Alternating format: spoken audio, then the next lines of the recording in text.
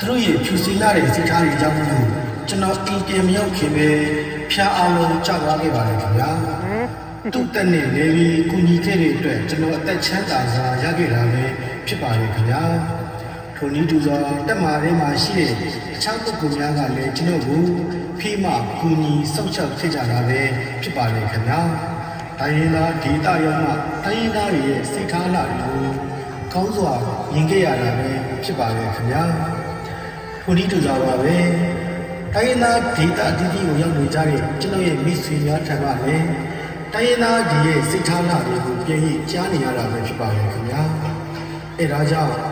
အခုလိုမင်္ဂလာရှိရတဲ့ညချမ်းမှာတမားထဲမှာရှိတဲ့ပုဂ္ဂိုလ်အသီးသီးကိုဒီတချင်းလေးဖြင့်ခါရမပြုရင်တိုင်းရင်းသားရဲ့စိတ်ထားလာကိုပမာပြုပေါ်ပြလို့ရင်းနဲ့တူပြိတ္တကြည့်နေဒီတချင်းလေးဖြင့်ခါရမပြုနှုတ်ဆက်လိုက်ရပါလေခင်ဗျာကြည့်ရှုအားပေးတော်မူကြပါအောင်ဆိုပါခင်ဗျာ